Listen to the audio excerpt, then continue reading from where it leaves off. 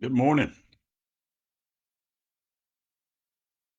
Beautiful day. A little bit of rain this morning, so we're sitting inside again today. But it's but I was glad to get a little bit of rain. Hopefully, there's some more coming next day or two, maybe today. But we're thankful for it. Thankful for the cooler weather. Get a break from that high heat. But anyway, here it is. We're on this beautiful Wednesday morning, and I guess it's the 13th of September. So. Glad to be up and about today, and just going to let you know that today is the last uh, Wednesday's Word passage on the porch that I'll be doing uh, as part of Lone Oak Baptist Church. I'm retiring.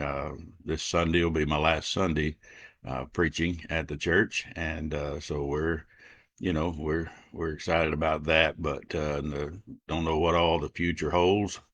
But we're trusting the Lord with it, and I'm praying that for our church as well. That that I know God's got a plan. He's working it, and it's going to be great. Whatever the Lord does, it's always awesome. So keep praying for the church family at Lone Oak Baptist Church, and just God's got a great thing there. So keep just keep on trusting God and looking to Him, keep our focus on Him.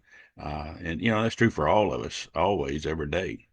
Uh, we don't always know what the future holds, and it can be scary to us from time to time because we don't really know, but God does know, and that's what I want us to think about this morning as I share a little bit with you today, and just knowing that while we may not always know what the future holds, Jesus knew exactly what his future was when he was on this earth and why he came, and so it was no surprise to him all the things that happened in his life on this earth. He knew in the end who was going to betray him. He knew that he would rise from the dead, and he knew exactly when these things would take place.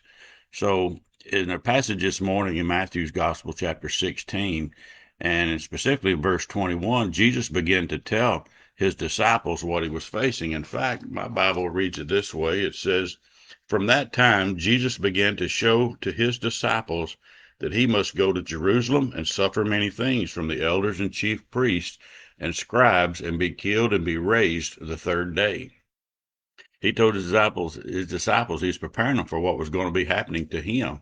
And, that was something as he was trying to prepare for them. Now, he used a word in that passage, that word killed, that he must go and be, he would be killed. And that word could also be translated murdered.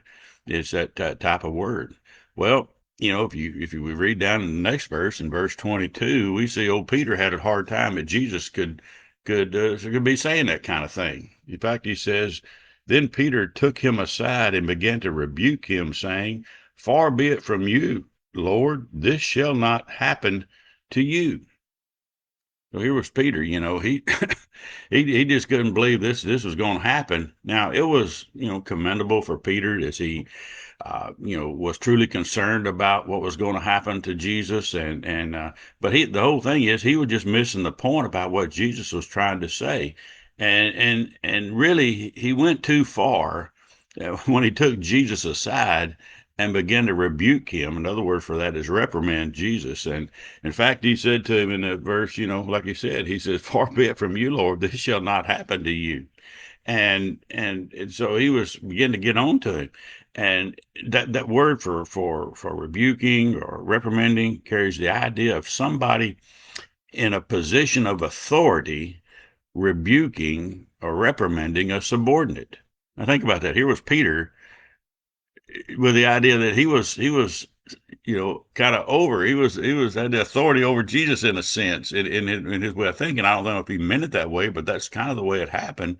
And the language implies that he said this repeatedly to Jesus. It wasn't just one deal. He was trying to say it more than once.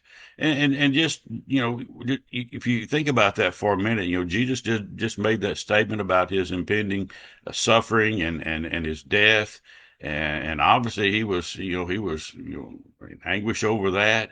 And then Peter took the authoritarian position and repeatedly began to reprimand him and rebuke him. And if you just stop and think about it, Peter had lost touch with reality here a little bit. He didn't really figure it out, or didn't really always know all that much. And so Jesus says something to him in verse 23. He said, but he turned and said to Peter, "Get behind me, Satan." He says, "You're an offense to me, for you're not mindful of the things of God, but the things of man."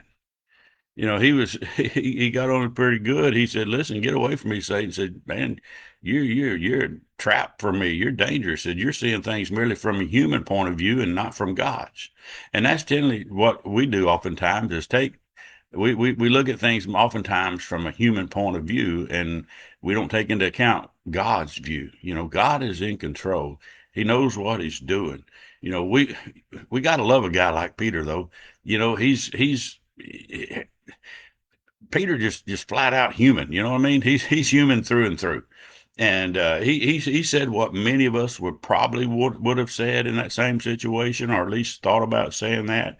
He was impulsive, and he would be hot headed from time to time. But also Peter was very courageous. He was honest, and I think he was even intelligent. And so perhaps he would just had that had of all the disciples, all the followers, he was probably the most accessible to other people, really, because he was that type of guy. Well, as I was considering this, I just pray that God would help us to trust Him uh, when He doesn't do things the way we think He ought to do them, or the think they should be done. And even sometimes in life, when the stuff comes our way, we might be tempted to say, "Why, Lord?" And instead of just simply trusting Him because He knows what He's doing. You see, God thinks different than we do. God is thinking of eternal purposes. He's thinking of things that are out there that we can't always see. And all the things that we can see are a lot of times are just things that maybe will benefit us in the moment. But God is looking at the big picture, always has, always will, and He knows what He's doing. It's during times like that we need to trust Him. We need to cast ourselves at His feet and say, "Lord, I admit to you, I don't understand. I don't know why, Lord, but I thank you that you're in control." We face some uncertain times. We face things that are before us, but we can trust God knowing that He knows what He's doing. He's got the perfect plan and the big picture of things, and it'll come to fruition in an awesome way. We just trust Him for that. See, there's a lot of things in life that's going to happen that we just don't understand. But again, it's during those times that we need to fall back on those things that we do understand. And number one thing is remember this: God loves us. God loves you. God loves me. And number two, He is always looking out for our best interest. Don't forget that. He's always looking out for your best interest. So you can trust Him in all these things that might be coming that way. Especially in the future for not only our church family, but for myself and you and others. We need to always remember that God loves us and we can trust Him. He's looking out for our best interest. And even though it may not seem like it at the moment, He really is. And just my thing is keep trusting, just wait and see. Wait on the Lord, see what He won't do.